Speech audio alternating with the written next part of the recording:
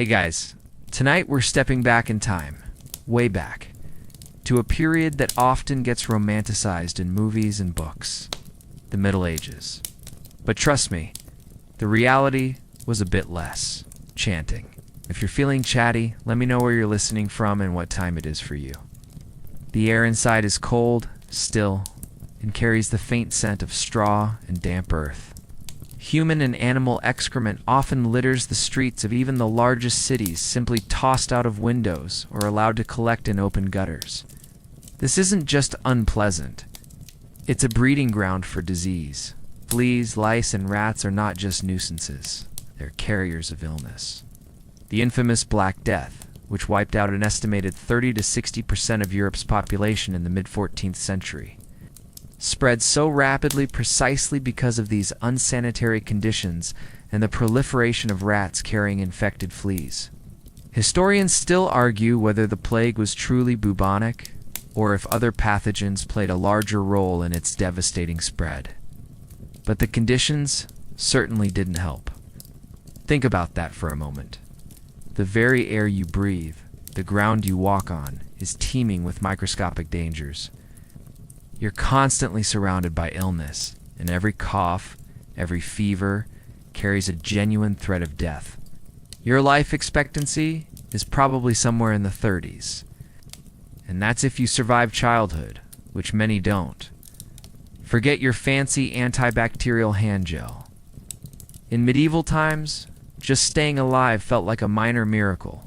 You might try to mask the stench with strong perfumes if you could afford them, but mostly you just got used to it, or succumbed to whatever pestilence it brought. There's no running water, of course, no modern plumbing to whisk away the day's grime. Your first task of the day, after a quick prayer perhaps, is likely to find water. This means a trip to the communal well, or perhaps a nearby stream.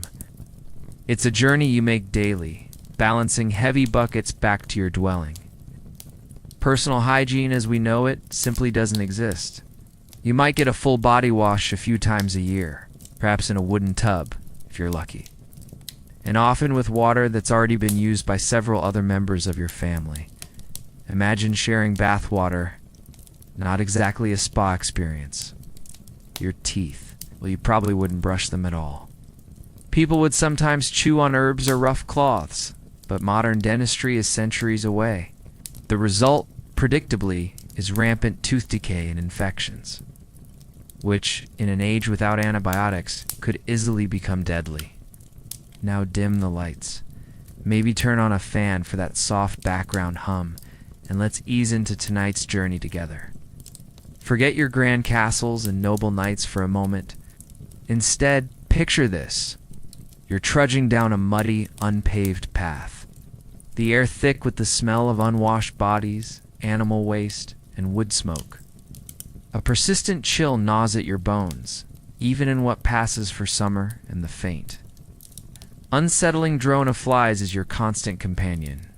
Your clothes are stiff with grime, and you've probably got an itch you can't quite reach. Or perhaps one that's simply too polite to scratch in public, if there even is a public to impress. Your teeth ache, your joints creak, and that persistent cough you've had for weeks. It's probably something serious. You probably won't survive this. So, before you get comfortable, take a moment to like the video and subscribe, but only if you genuinely enjoy what I do here. You wake with the sun, or perhaps just before it, the dim light filtering through the tiny, unglazed window of your hovel. Beyond the personal, the lack of sanitation permeates every aspect of life. Waste management is rudimentary, to say the least. As the sun climbs higher, casting long shadows across your unkempt dwelling, your stomach rumbles with an insistent, aching void. This isn't the mild hunger you feel before lunch today. This is a deep, gnawing emptiness that's a constant companion for most of your life.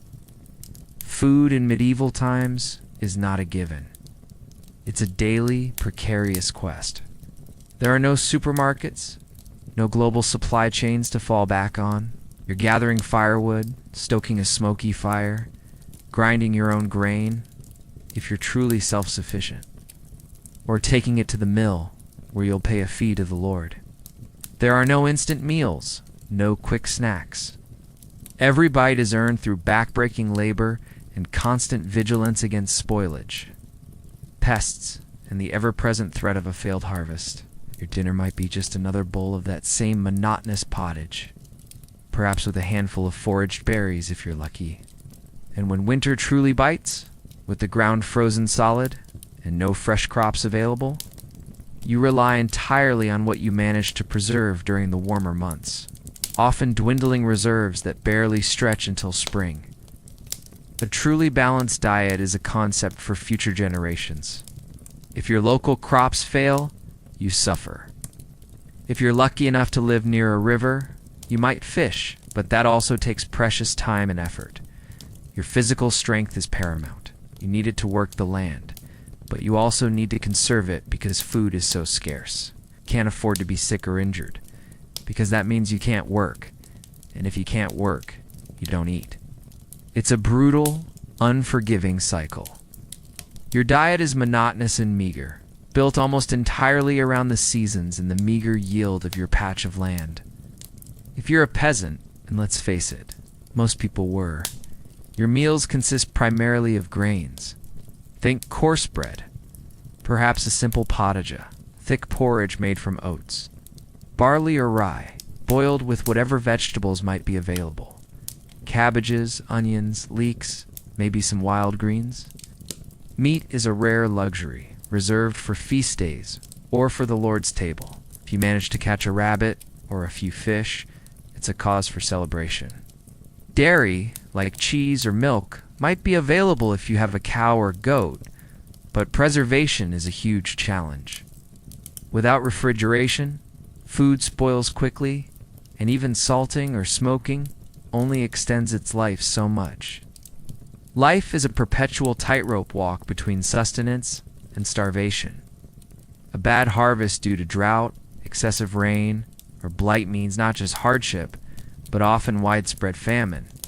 You remember stories, perhaps even lived through them, of entire villages teetering on the brink, people resorting to desperate measures just to survive.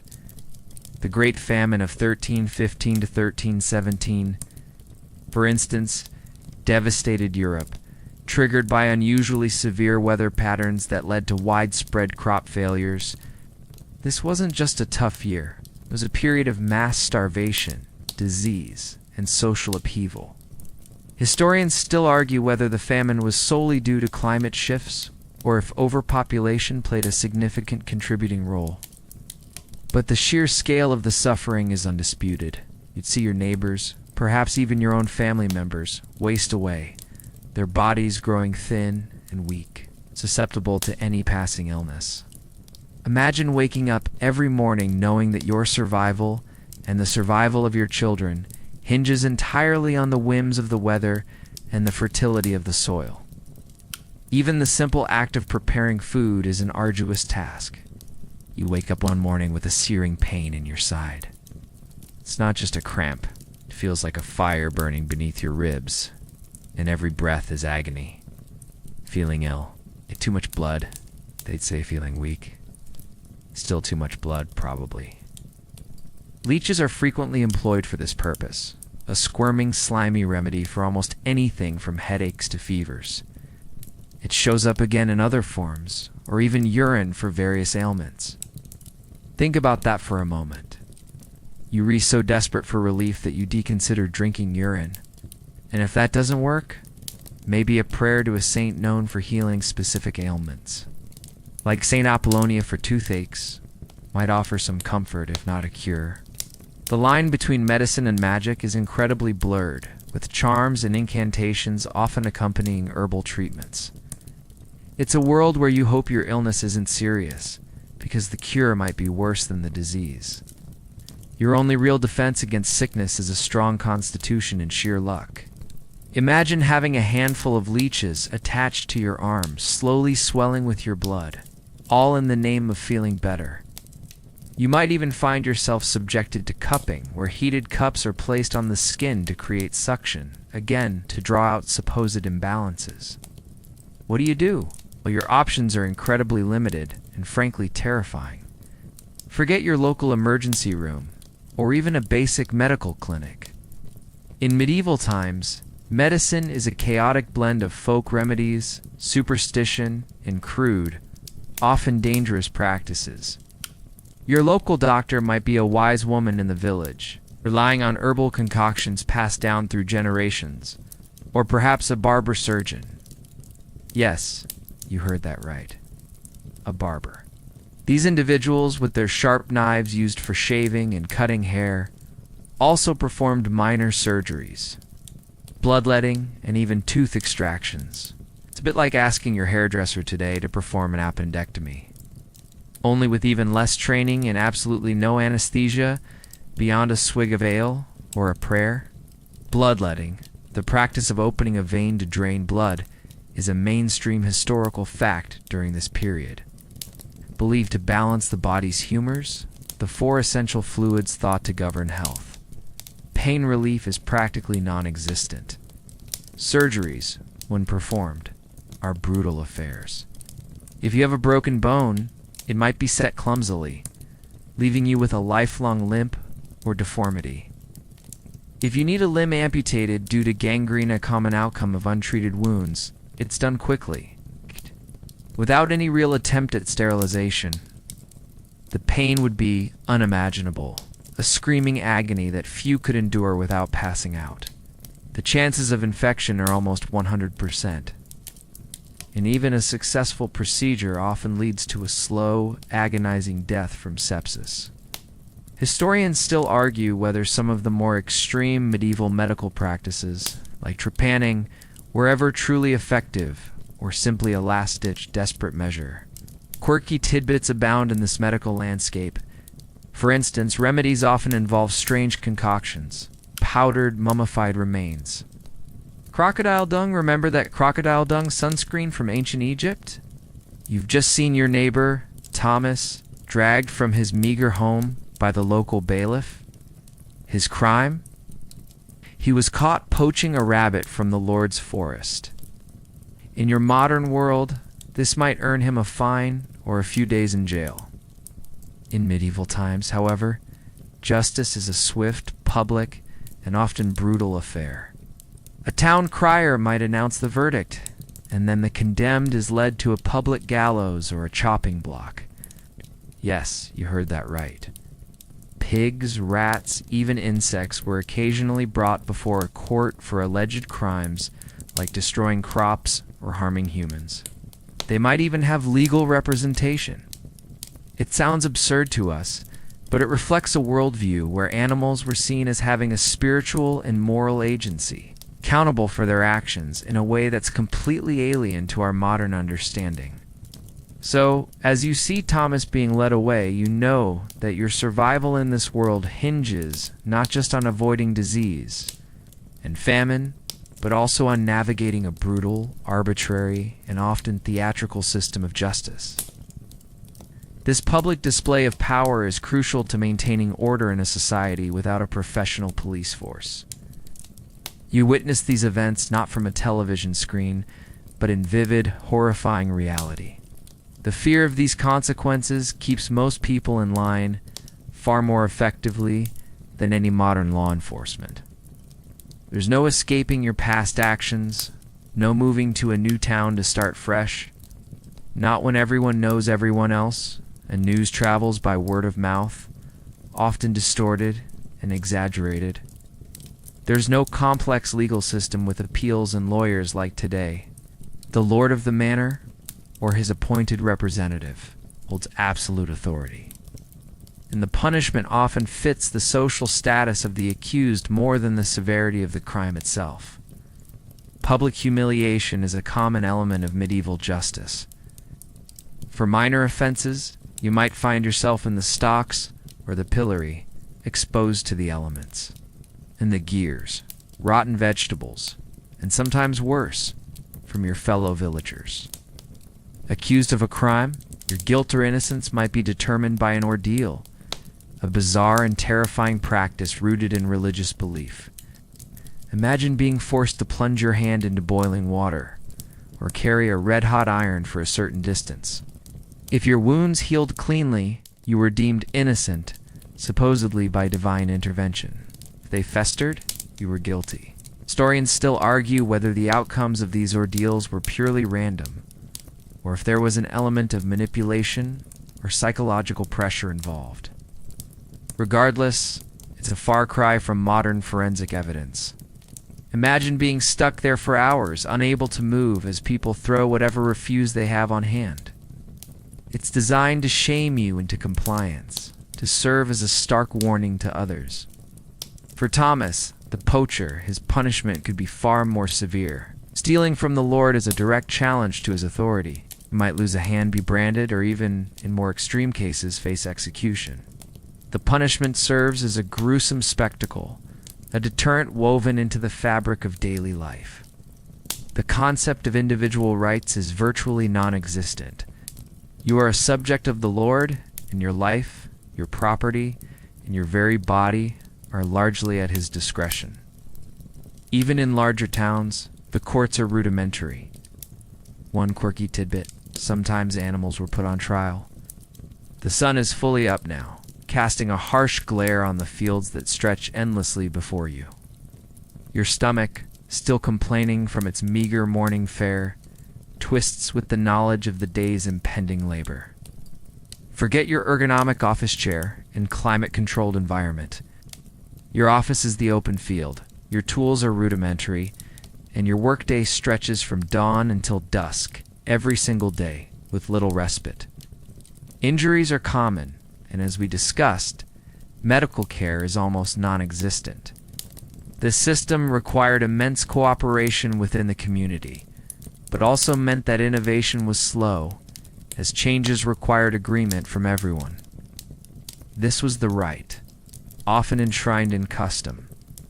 For the poor to go into the fields after the main harvest and pick up any leftover grains or produce that the reapers had missed, it was a crucial part of the medieval welfare system, a small but vital supplement to the meager diet of the most impoverished, and a practice that kept many from outright starvation.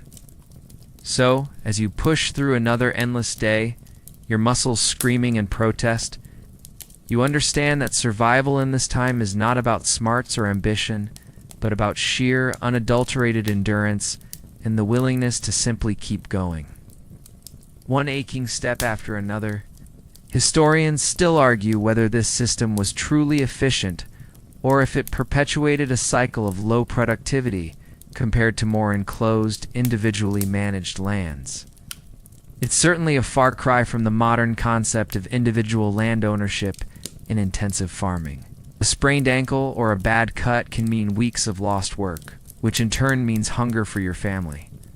There's no paid sick leave, no workers' compensation. Your value is directly tied to your ability to labor, day in and day out. Even children are put to work from a very young age, contributing to the household economy in whatever way they can, often performing tasks that would be considered child labor today. If you are a peasant, your life is defined by unrelenting physical toil.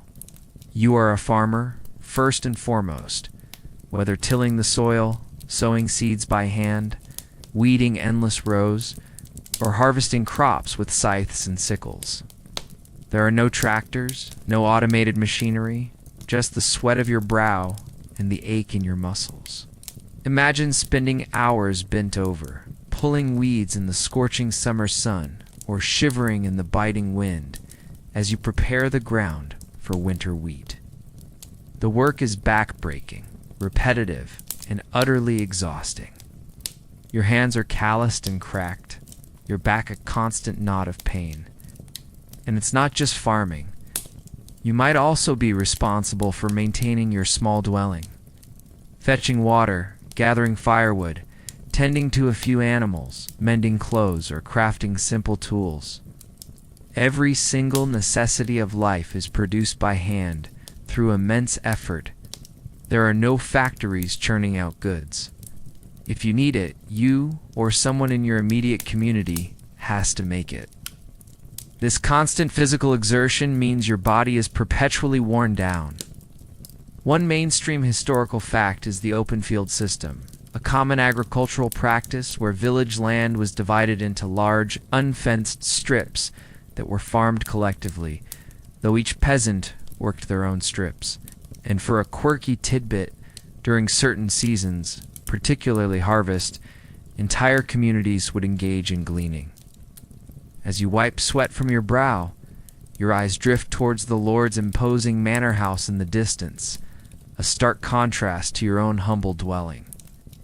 This visual divide perfectly encapsulates one of the most immutable aspects of medieval life: the rigid social structure.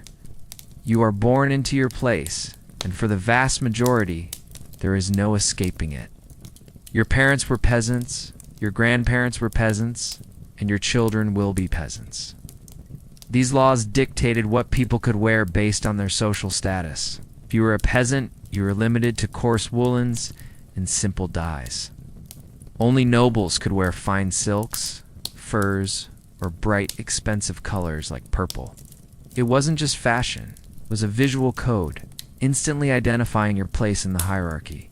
No one was supposed to dress above their station, and if you tried, you could face severe penalties. So even if you managed to scrimp and save for a nicer tunic, you couldn't wear it without risking punishment and social ostracism. It was society's way of ensuring everyone stayed in their lane, literally and figuratively. Your entire existence is mapped out for you, and there's no GPS to reroute you to a different destination. There's no concept of pulling yourself up by your bootstraps.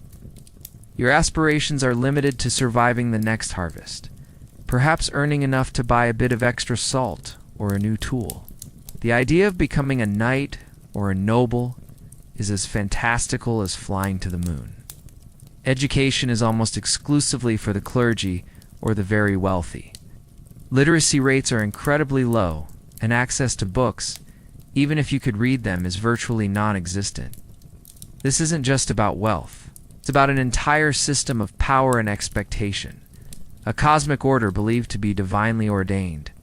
At the very top sits the monarch, then the powerful nobility, the dukes, counts, and barons who hold vast swaths of land and wield immense influence. Below them are the knights, the warriors who protect the realm and enforce the Lord's will. Then comes the clergy, from the highest bishops to the local priests, a powerful class in their own right, holding spiritual authority over everyone. And at the very bottom, forming the overwhelming majority of the population, are the peasants, the laborers, the serfs. You are a serf, which means you are tied to the land. You can't simply pack up your meager belongings and move to another village seeking better opportunities. Your lord owns the land you work, and in a very real sense, he owns you and your family.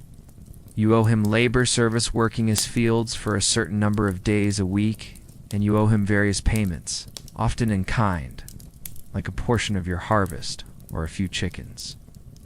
You need his permission to marry, to leave the village, even to grind your grain at his mill.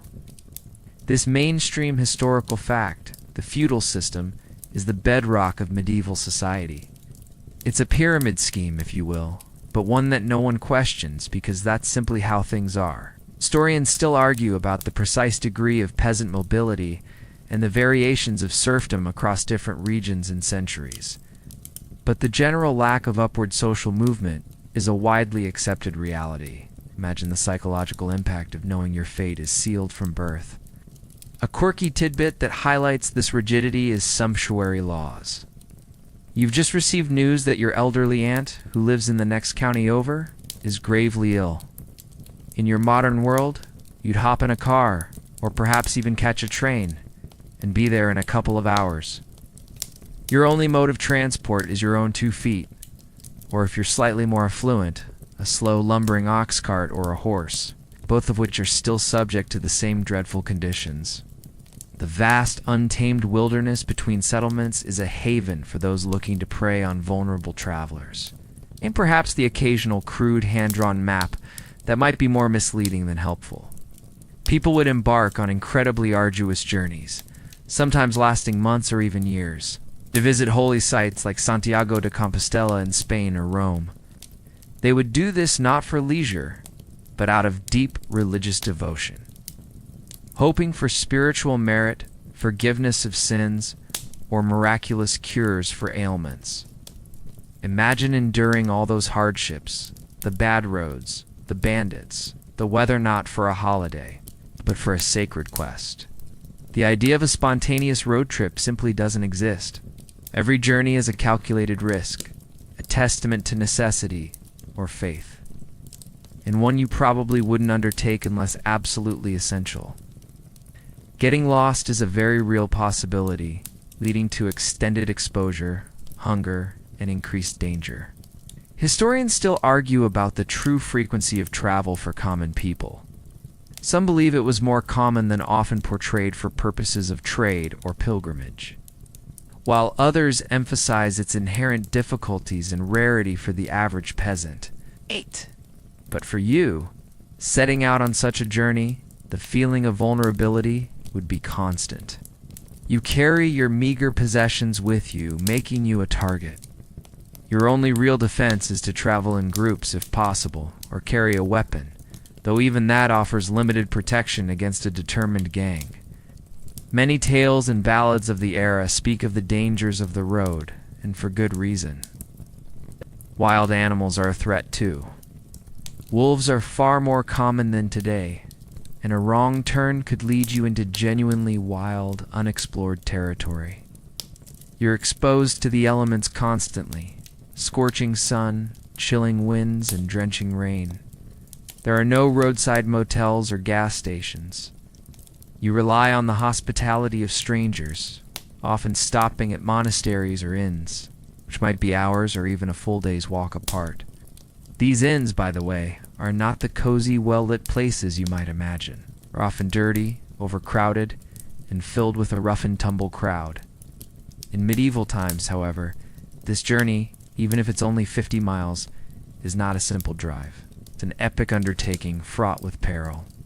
Travel is incredibly dangerous and arduous, making anything beyond your immediate village a significant and often life-threatening adventure. There are no paved roads as you know them, no well-maintained highways.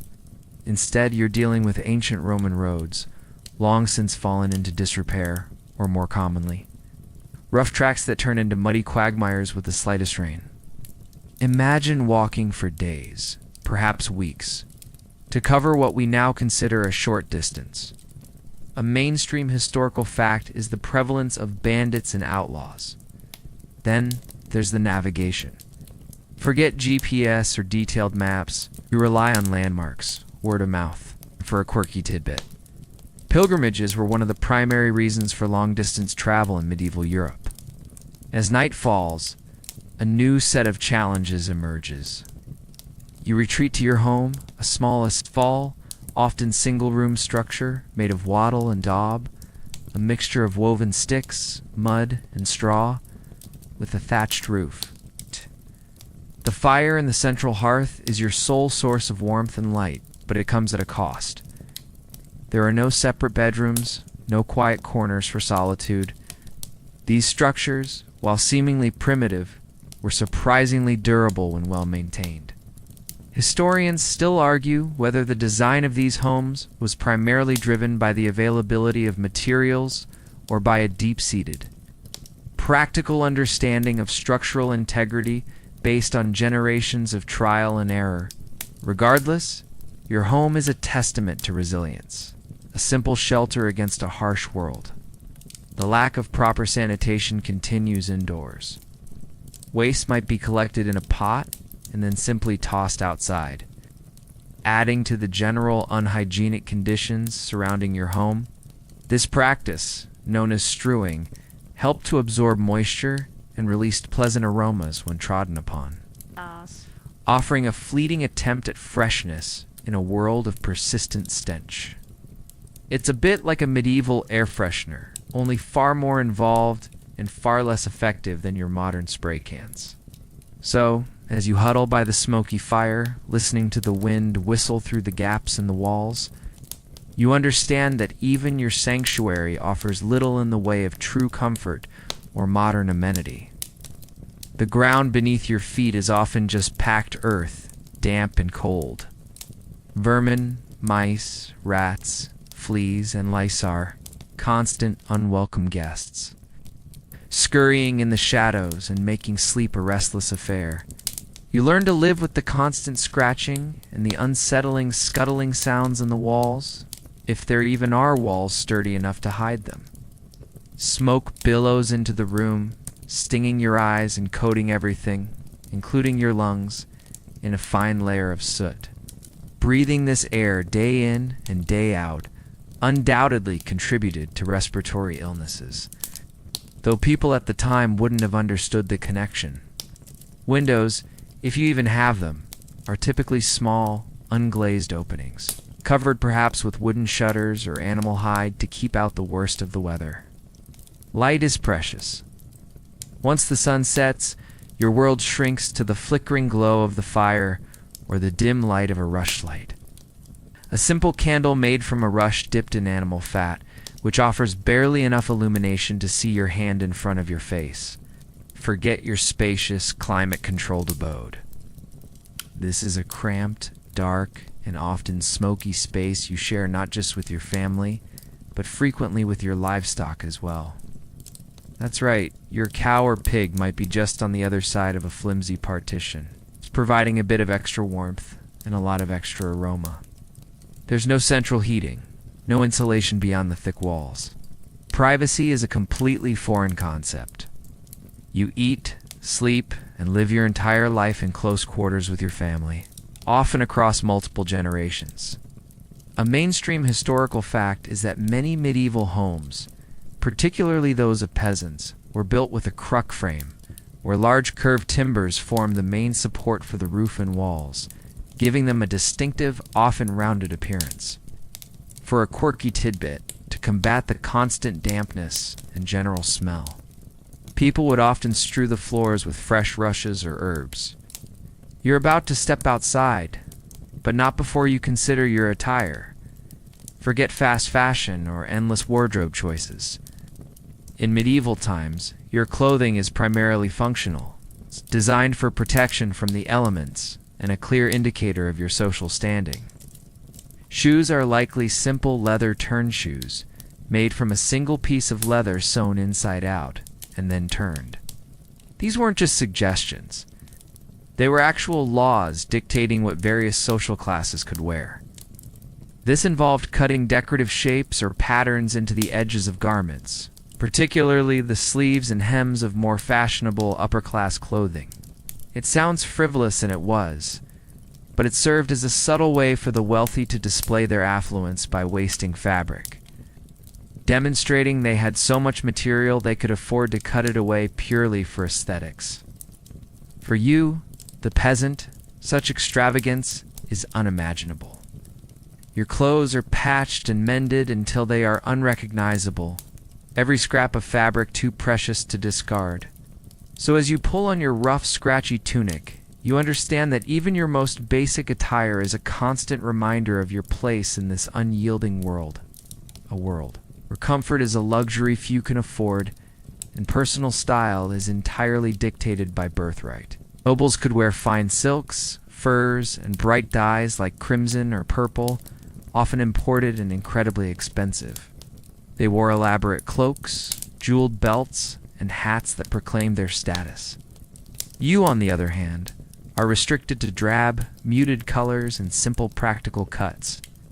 Trying to dress above your station could result in fines, public humiliation, or even imprisonment. It was a visual system of control, ensuring everyone knew their place at a glance. Historians still argue about how strictly these laws were enforced and how much they truly curbed social mobility. But their mere existence highlights the obsession with order and hierarchy. They offer minimal support or protection, and often become soaked and muddy. Imagine trudging through the fields all day in perpetually damp, uncomfortable shoes. There's no laundry day with a washing machine. Clothes are rarely washed, perhaps just beaten or aired out. The result is garments stiff with dirt, sweat, and whatever else you've brushed against. The persistent itching you feel probably isn't just from the wool. It's likely from the resident population of fleas and lice that have made your clothes their permanent home. Your wardrobe is limited, likely consisting of a few basic garments that are worn day in and day out until they literally fall apart.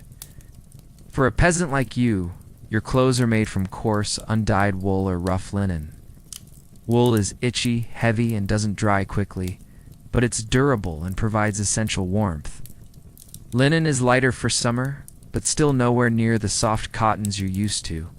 You'd wear a simple tunic, maybe a pair of bras underneath, and perhaps some crudely wrapped leg coverings. A mainstream historical fact reinforcing the social divide through fashion is the existence of sumptuary laws.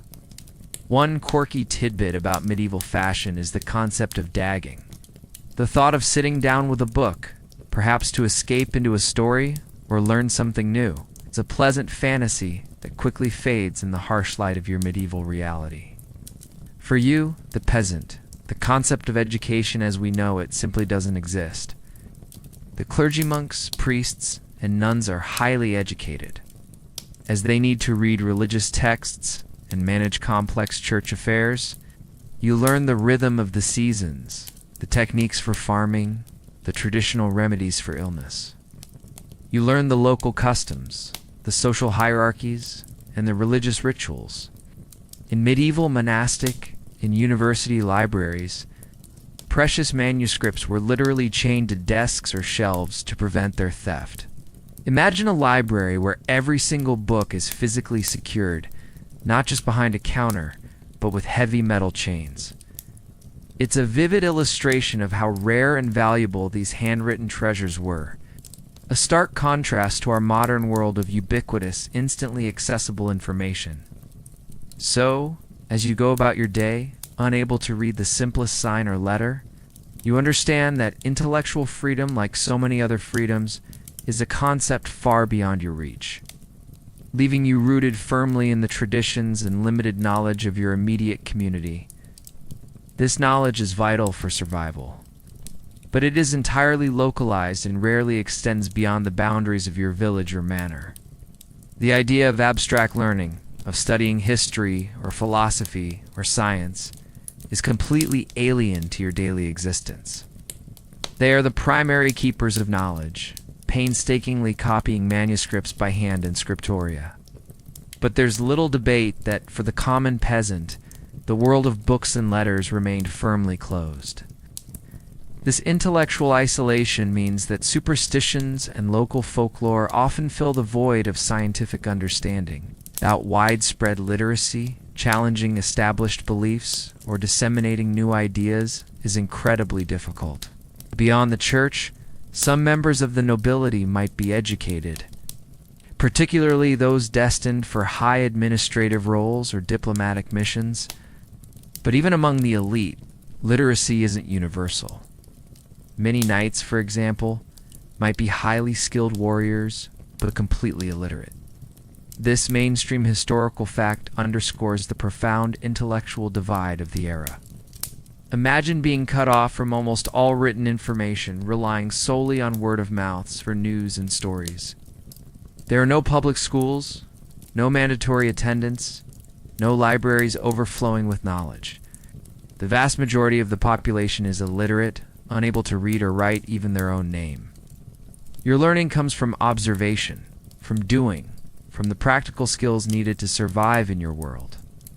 How to plow a field, how to mend a roof, how to butcher an animal. The ability to read and write is a rare and precious privilege, largely confined to specific, powerful groups.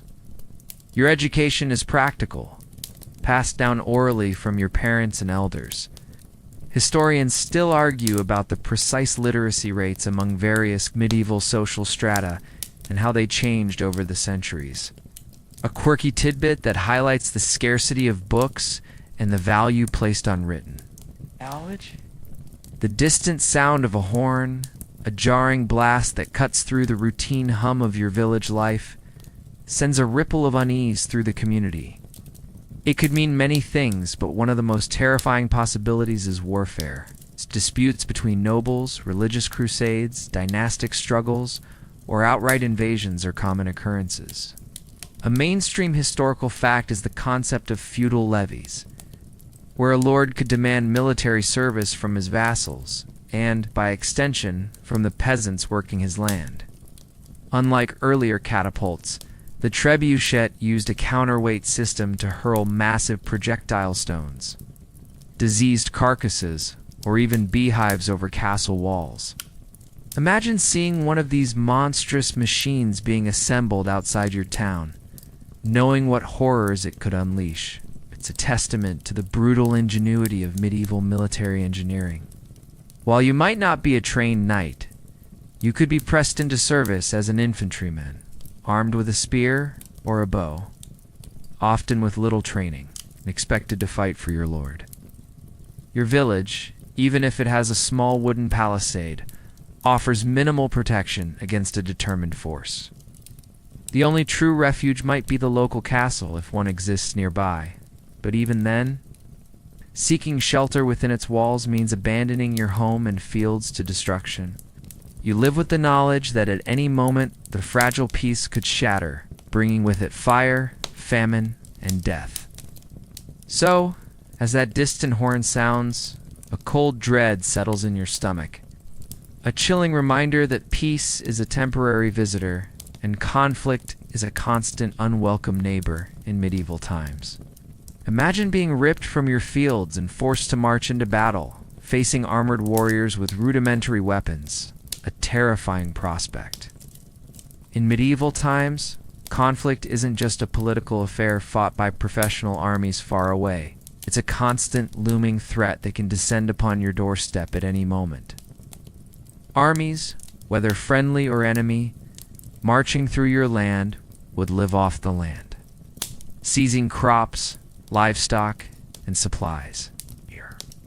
Hard-earned harvest could be plundered in a single day, leaving your family to starve. Villages could be burned, fields trampled, and homes destroyed. The constant threat of raids means you live with a pervasive sense of insecurity, always on edge, always listening for unfamiliar sounds or the approach of strangers. Historians still argue about the precise demographic impact of constant localized warfare versus larger conflicts like the 100 Years' War. But the collective trauma on peasant communities is undeniable. Your life, your home, and your family are always vulnerable to the ravages of armed conflict. Feudal society is inherently militaristic. Lords maintain their power through their ability to raise and command knights and soldiers. Even if you aren't directly conscripted, the impact of war on your daily life is devastating. One quirky tidbit is the trebuchet, a powerful siege weapon that became highly effective in the later medieval period. The concept of a safe zone is largely absent. You hear the tolling of the church bell, a sound that dictates the rhythm of your day even more reliably than the sun.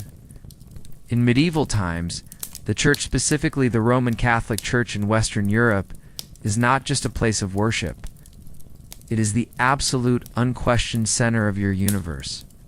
Its influence permeates every single aspect of your life, from birth to death, shaping your beliefs, your morality, and even your daily routine. This is in addition to the taxes you pay to your lord. It forbids certain behaviors, sets holidays and feast days, and offers the only real form of organized charity or welfare, guiding your actions, shaping your fears, and offering the only promise of salvation in a life that offers little else. To defy the church is to defy God himself, a thought so terrifying that it barely crosses your mind. Monasteries, for instance, often provided lodging for travelers and aid for the poor. For a quirky tidbit, consider the medieval fascination with relics. These were physical remains of saints or objects associated with them: a bone, a piece of clothing, even a drop of blood, believed to possess miraculous powers. Pilgrimages were often undertaken to visit shrines housing particularly potent relics, hoping for healing or spiritual blessing. The trade in fake relics was also surprisingly common, a testament to both the fervent belief of the populace and the entrepreneurial spirit of some. Unscrupulous individuals, imagine working tirelessly all year, only to hand over a significant portion of your meager harvest to an institution that already owns vast lands and accumulates immense wealth. It's a significant economic burden, but to refuse to pay would be to risk excommunication, a spiritual banishment that meant eternal damnation in the eyes of the church, a fate far more terrifying than any earthly punishment. Historians still argue about the precise burden of the tithe on peasant communities and how much it contributed to popular discontent. But its universal application is clear. There is no separation of church and state. The church is the state in many fundamental ways, wielding immense spiritual, political, and economic power. Your local priest is a figure of immense authority. He's often the most educated person in your village, aside from perhaps the Lord Steward. He conducts the sacraments that mark the milestones of your life: baptism as an infant, marriage, and finally last rites. You attend Mass regularly, often in Latin, a language you don't understand, but whose rituals and solemnity are deeply ingrained. You believe, without question, in heaven and hell, in saints and sinners, and in the power of relics to perform miracles. The Church provides the framework for understanding the world, explaining natural phenomena, and offering comfort in a harsh existence. A mainstream historical fact is the tithe, a mandatory tax of 1/10 of your produce or income that you are required to pay to the Church.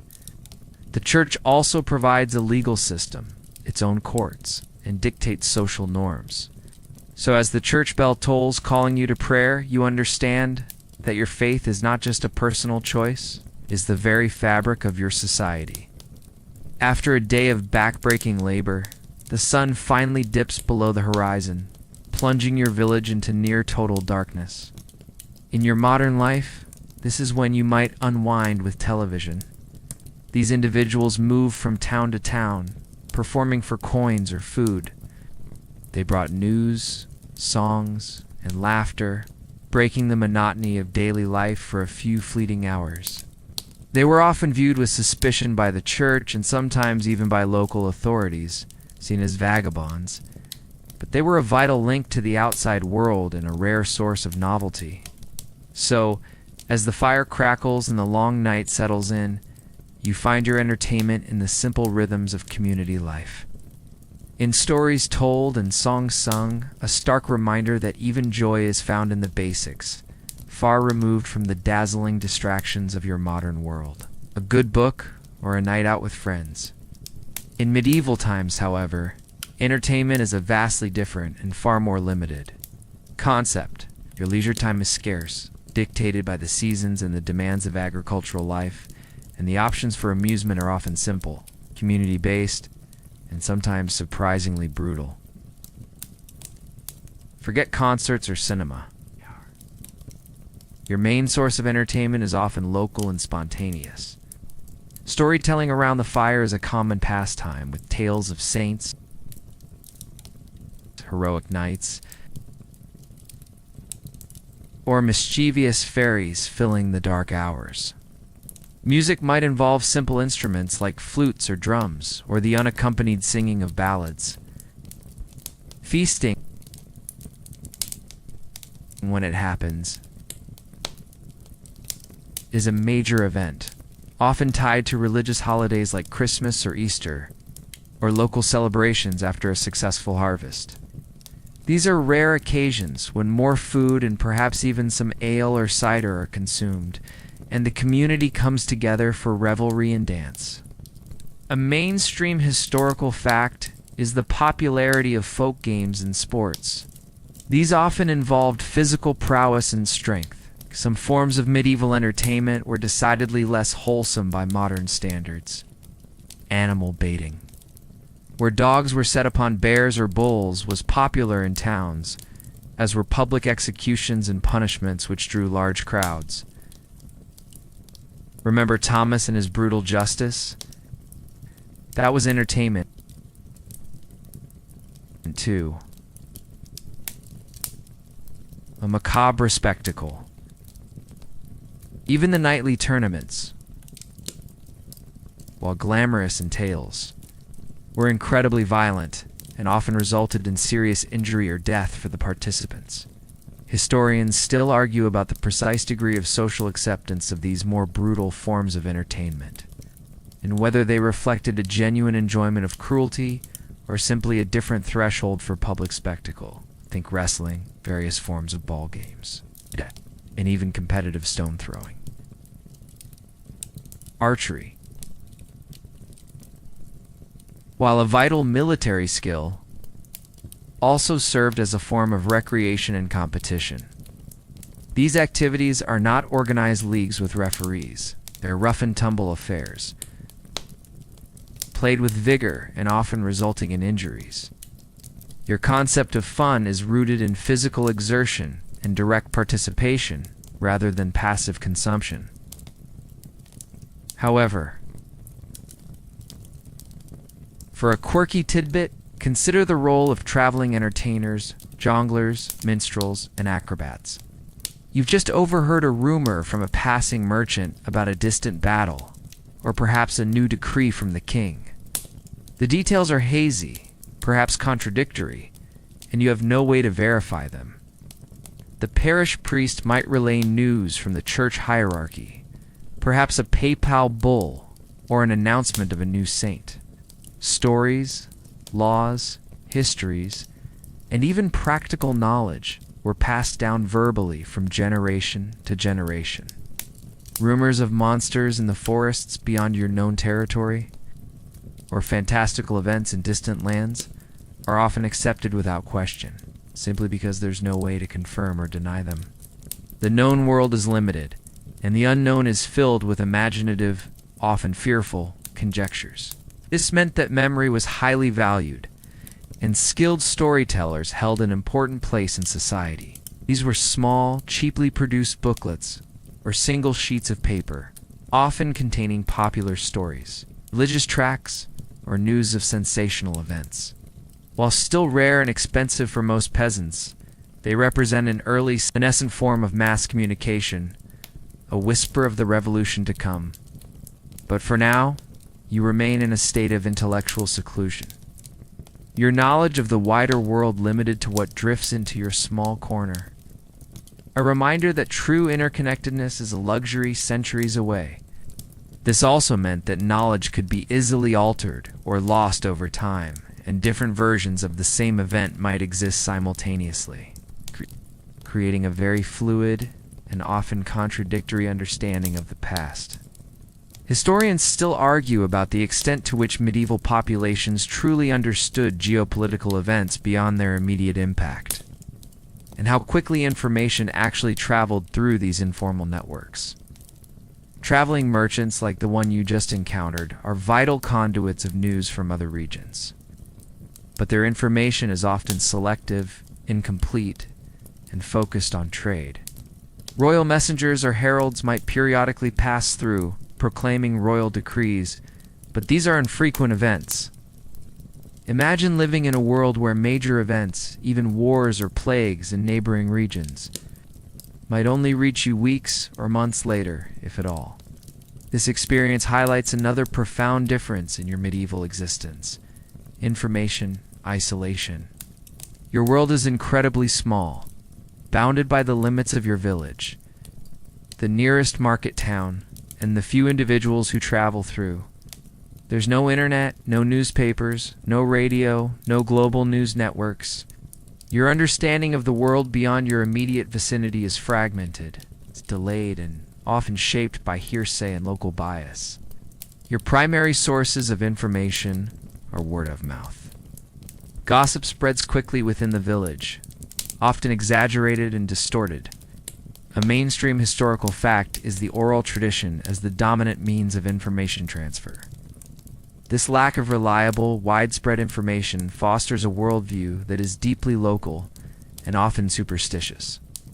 For a quirky tidbit, the role of chapbooks and broadsides later in the medieval period, particularly closer to the invention of the printing press, offered a glimpse of a changing information landscape.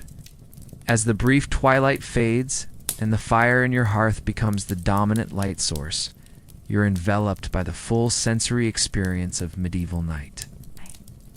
This isn't the hushed quiet of a modern suburb. The silence of the deep countryside is punctuated by the lowing of cattle, the rustling of pigs, the sounds of horses, oxen, and other beasts of burden were an ever-present part of the daily soundscape, whether pulling plows, carts, or grinding grain. In larger towns, some individuals had the unenviable job of collecting human waste from privis and cesspits, often at night, and transporting it outside the city walls. This necessary but revolting task contributed its own unforgettable aroma to the urban environment.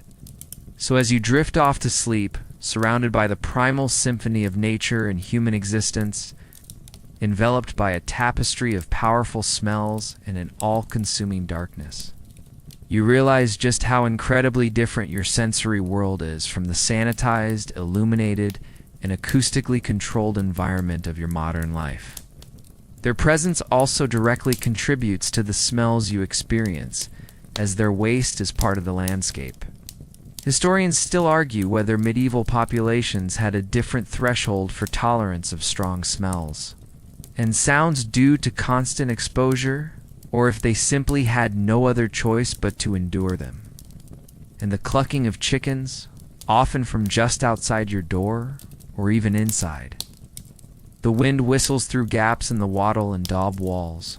Outside you hear the distant hoot of an owl, the rustle of unseen creatures in the undergrowth, and perhaps the unsettling howl of wolves. Human sounds are also starker. The creak of wooden carts, the distant cries of children, the rhythmic thud of a blacksmith's hammer, or the communal singing during a feast. At electric lights, the rhythm of human activity is tied directly to the sun, making nights primarily for sleep, punctuated by these organic noises. It's a cacophony of natural sounds in human existence, intertwined with pervasive, often unpleasant smells. Your senses are constantly assaulted, a far cry from the largely sanitized and controlled environment you inhabit today. Let's start with the smells. Remember the lack of hygiene. It's omnipresent. The lingering scent of wood smoke from countless fires, the sharp tang of animal waste from livestock kept in close proximity, the faint but persistent odor of unwashed bodies, and the pervasive smell of damp earth and rotting organic matter. There's no escaping it. These are the background notes to every breath you take. Even food preparation adds to the mix, with the scent of simmering pottage or roasting meat. When you're lucky enough to have it, momentarily cutting through the heavier aromas, then there are the sounds. In the darkness, this is perhaps the most profound sensory difference. True, unadulterated darkness. Once the sun sets and your meager fire or rushlight flickers out, the world becomes an inky blackness. There's no light pollution from distant cities, no streetlights, no glow from electronic screens. Navigating even your own home becomes a challenge without a light source, and stepping outside into the absolute blackness is disorienting and somewhat terrifying. Your other senses, particularly hearing, become heightened in response. Imagine walking down a path on a moonless night. You'd rely entirely on touch and sound, feeling your way, every creak and rustle magnified. A mainstream historical fact is the reliance on animal power for almost everything. For a quirky tidbit, consider the night soil collectors. And now, as the last echoes of that distant medieval world begin to fade, let your mind gently release the harsh realities we've explored. Cold, the hunger, the constant threat of illness and toil. They are receding, softening into the quiet corners of your imagination. The history we've revisited tonight, with all its starkness, serves only to highlight the simple comforts that now surround you. Drift further and further, letting your thoughts become as light as feathers, floating on a calm, still breeze. All is well, all is quiet, and the dreams that await you are sweet and untroubled. You've journeyed through a time so vastly different from your own. A world where every sunrise brought a fresh challenge, and every sunset brought a profound darkness. But for tonight, you are safe, tucked away in your comfortable bed, surrounded by the quiet hum of modern life. Let the lingering images of cramped hovels and muddy fields dissipate like morning mist. The rough, itchy wool, the smoky air, the pervasive odors, they are no longer here to trouble you. Instead, feel the softness of your sheets, the even flow of conditioned air, the silence that is truly silent. Or perhaps just the gentle whir of a fan. The worries of a medieval peasant are not yours to carry into the night. You are secure, well-fed, and truly wonderfully clean. Allow your breathing to deepen. Each inhale a soft drawing in of peace. Each exhale a gentle release of any remaining tension. Word count 304. End of script. Sweet dreams.